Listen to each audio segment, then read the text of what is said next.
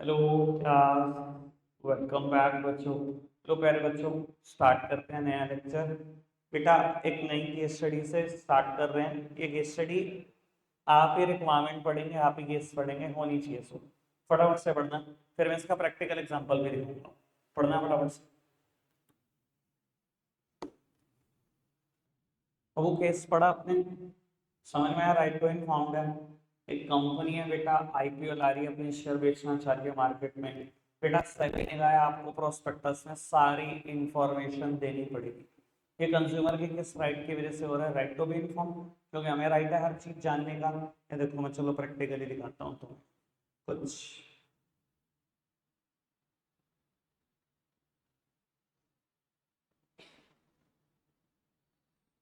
ये मैंने गूगल पे लिखा आईपीओ रनिंग नाउ, और पहली वेबसाइट खोली, क्लिक किया, मेन बोर्ड आईपीओ खोल लिए। अब वो ये सारे आईपीओ जो ग्रीन में दिख रहे हैं आपको, खुले हुए हैं अभी। ठीक है जी। एक आईपीओ आज से खुला है, Bajaj housing finance limited IPO. वैसे मैं तो कहूँगा सारे लगा देना ये आईपीओ। जिस दिन खुलेगा अगर मिल गया, एक के दो हो जाएंगे पैसे। 15,000 रुपये का आईपीओ, 15 के साथ 15 है। ठीक है जी सर। आईपीओ के बारे में कितनी डिटेल देनी होती है एज पर सेबी, देख लेना। ऊपर कॉलम टिक है आईपीओ डिटेल का, पढ़ते जाओ। कंपनी ने अपने बारे में सब कुछ बताया, सब कुछ, कोई भी इन्फो नहीं छोड़ी। आईपीओ की डेट है 9 से 11। फेस वैल्यू 10 रुपए का शेयर है। कितने का बेच रहे हैं? 66 से 70। प्रीमियम पर बेच रहे हैं अगर अकाउंट्स की बात करूँ तो।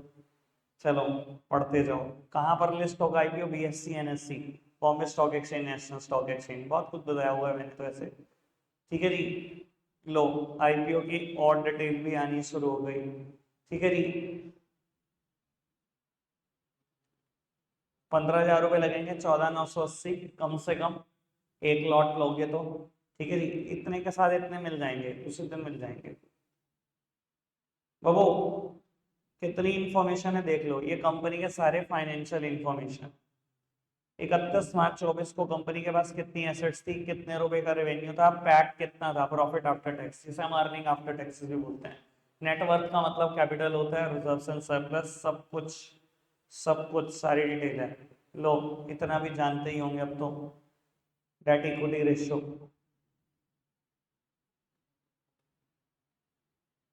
लो जी, कॉल भी आ गई series. Earning per share EPS. Company इस पैसे का कहाँ इस्तेमाल करेगी? ऑब्जेक्टिव, ब्ला ब्ला ब्ला ब्ला, सारी इन्फो है कंपनी की। ठीक है जी। ये तो समझ में आता होगा बेटा, क्योंकि हमें राइट टू बी इन्फॉर्म्ड है, इसलिए कंपनी को क्या कुछ नहीं बताना होता होगा। ठीक है जी। सेबी ने भी बहुत रेस्ट्रिक्शन लगाई हुई है। चलो ठीक है, बात को आगे बढ़ाते हैं।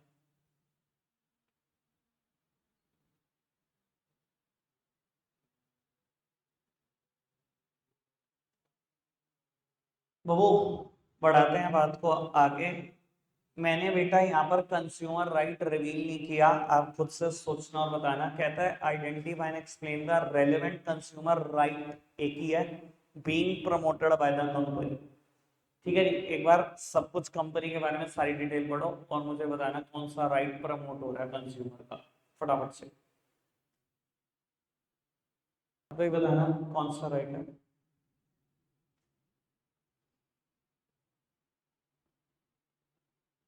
अब क्या पढ़ रहा है यार? तो पूरा टाइम दे दिया मैंने। मैं इसलिए टोकता रहता हूँ, मैं पढ़ रहा हूँ, मैं पढ़ रहा हूँ, मैं पढ़ रहा हूँ। फिर हम ही नहीं पढ़ रहे यार, तू ही तो पढ़ रहा है।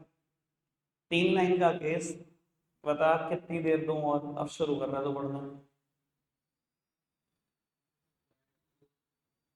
तो वो right to be choose from या राइट टू चॉइस, लेकिन करंट में एनसीईआरटी इसको लिख दिया राइट टू बी एश्योर्ड। तो आप राइट टू बी एश्योर्ड लिखना। ठीक है जी। चलो आगे बढ़ाते हैं बात को। तो वो मैंने आंसर छुपा रखा है, आंसर आप में से ही कोई करेगा इस चीज का भी। पढ़ेंगे सारे, पढ़ते रहो। किसी एक का नंबर आएगा, मैं पहले बता, पढ़ लोगे। कौन सी रेड राइफल एजेंसी के पास केस होगा? District court. क्यों? 20,000 का ही तो केस दिया है। 1 करोड़ तक केस हो सकता है। 1 करोड़ से तो बहुत कम वैल्यू है। ठीक है जी। तो डिस्ट्रिक्ट कमीशन, डिस्ट्रिक्ट कोर्ट, कुछ भी कह लो, वहां केस होगा। कौन सी दो डायरेक्शन कोर्ट इशू कर सकता है?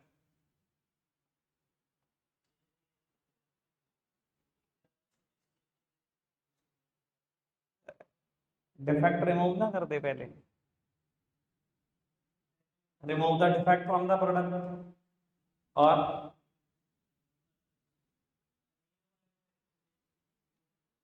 अगर नहीं हो पा रहा तो रिप्लेस कर दे, वो भी नहीं पॉसिबल तो रिफंड कर दे। हो गया, तो इसी में ही पूरे हो गए दो डायरेक्शन। ठीक है जी, आगे बढ़ो। आप पढ़ो जी, केस आपने पढ़ना है, ट्राई आपकी है पहले। नहीं होगा तो देखेंगे, वैसे नहीं होने वाली कोई बात नहीं है। आराम से तीनों के तीनों रिक्वायरमेंट पढ़ो, केस पढ़ो, क्वेश्चन होने लायक है।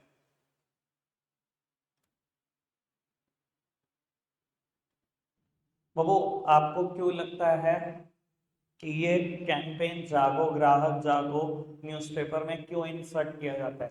केस से कोई लेना देना नहीं, सिंपल सी बात है, टू क्रिएट कंज्यूमर अवेयरनेस, कि कंज्यूमर अवेयर हो, बस इतनी सी बात लिखनी है। बी पार्ट और सी पार्ट का आंसर मेरे को दिवेश करेगा। Name the right of consumer being fulfilled through this initiative of government. ये गवर्नमेंट जो इंसर्ट करती है जागो ग्राहक जागो के नाम से पूरा एड कैंपेन चलाती है, इससे कंज्यूमर का कौन सा राइट फुलफिल हो रहा है? दिवेश का मैंने, तो उसको गोरी यार बेचारे, उसका नाम रितेश है। हाँ दिवेश, कौन सा राइट पूरा हो रहा है कंज्यूमर का इस एड से, इस एड इनिशिएटिव से?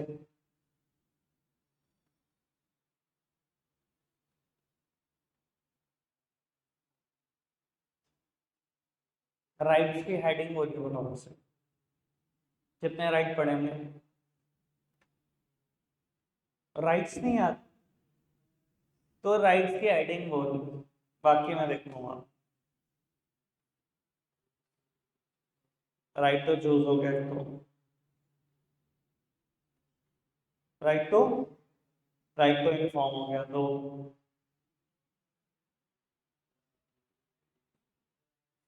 राइट टू सेफ्टी थी।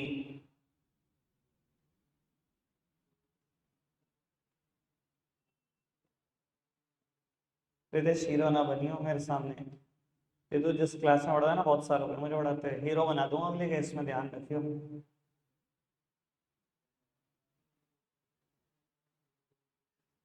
बस मैं इसमें पूछ रहा हूँ। सर आपके पास तो ऐसा कोई ऑप्शन नहीं था जिसमें आप फंस रहे हो। तीन राइट आपने बना दिया, right to be heard, right to seek redressal और राइट टू कंज्यूमर एजुकेशन, ये तीन राइट है। इतना तो मुश्किल टॉपिक में नहीं पूछ रहा, पहले नंबर पे टॉपिक शुरू करा, 9th 10th 11th तो मैं पढ़ कर आते हो, ये पुरानी बातें हैं भाई। अगर बाबू ये कैंपेन चलाया जा रहा है तो राइट टू कंज्यूमर एजुकेशन ही तो फुलफिल हो रहा है।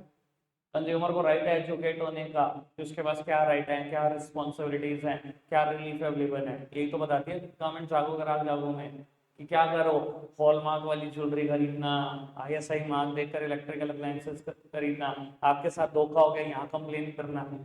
मेरे राइट्स बताती है, मेरी रिस्पॉन्सिबिलिटीज बताती है, मेरे को रिलीफ अवेलेबल बताती है, राइट टू कंज्यूमर एजुकेशन मेरा फुलफिल हो जाता है इसकी वजह से।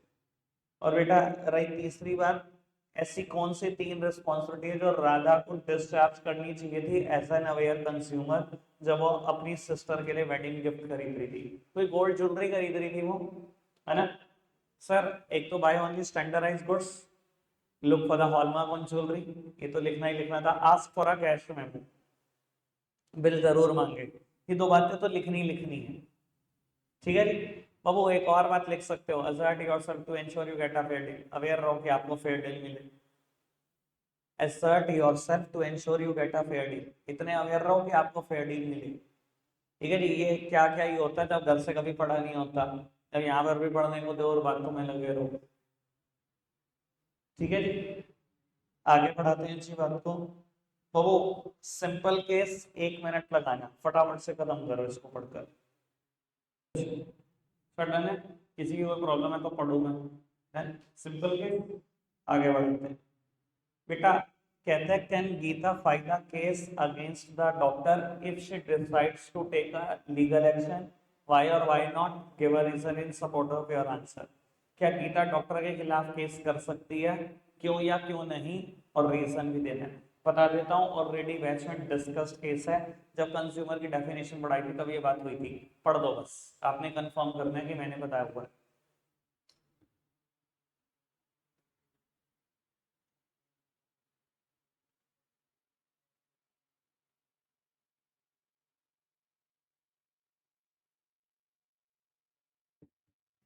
बाबू, गीता डॉक्टर के खिलाफ केस नहीं कर सकती क्योंकि वो कंज्यूमर नहीं है। Consumer is one who buy goods और services for consideration, here consideration is missing, involve ही नहीं है। क्लियर है बात? बैच में ऑलरेडी डिस्कस्ड बात है बेटा ये। चलो आगे बढ़ाते हैं फटाफट से 12th में। बहुत बढ़िया केस, इसका आंसर पहले नंबर पर करेगी अंतरा, नहीं होगा तो पढ़ना जरूर। अगर इन दोनों से ना हो तो हीरो करेगा। नहीं, वो अगला क्वेश्चन है, अगला पहले इससे करा।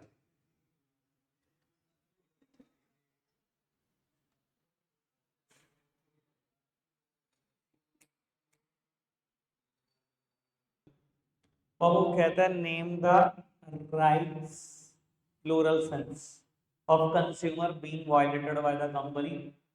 बाबू यानी कि दो या दो से ज्यादा राइट्स वायलेट हुए हैं, 4 लाइन है बस। दो या दो से ज्यादा राइट वायलेट हुए हैं कंज्यूमर के, और कोई दो रिलीफ बताने हैं, वो खैर बात का मुद्दा, पहले इतनी बात। हाँ जी बाबू क्या कहते हो? राइट टू सेफ्टी और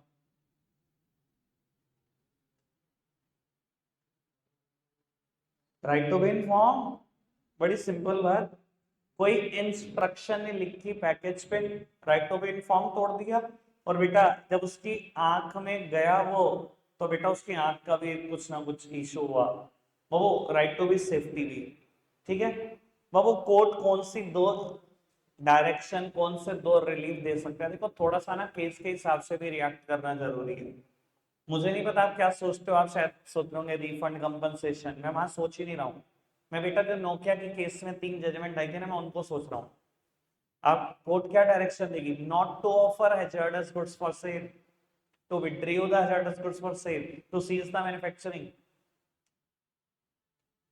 कि अगर कोई गुड हार्मफुल है हेल्थ के लिए तो ऑफर ही क्यों कर रहे हो, और अगर ऑफर कर रखा है तो मार्केट से विथड्रॉ करो अपने सारे गुड्स, उसकी मैन्युफैक्चरिंग भी बंद करो। समझ आ रही है बात? तो थोड़ा सा केस के हिसाब से भी रिएक्ट करना सीखो रिलीफ के बाद में तो। ठीक है हीरो, ले हीरो कर आंसर।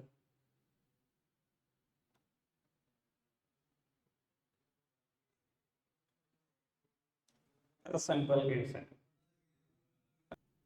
वो क्वेश्चन ये गया कि वो केमिस्ट के खिलाफ केस कर सकता है कि नहीं। क्वेश्चन में बहुत बड़ा हिंट था कि उसने कोई कैश मेमो नहीं दिया, सारा हिंट दे दिया तो उसने कुछ छोड़ा ही नहीं, रिस्पॉन्सिबिलिटी पूरी नहीं हुई, तो बेटा वो राइट मिलेगा इन केस हो गए। ठीक है जी बेटा, चैप्टर खत्म हो गया हमारे पास, 2 चैप्टर बचते हैं, प्लानिंग और चैप्टर 1। रखते हैं आज के लिए इतना ही है प्यारे बच्चों, बाय बाय।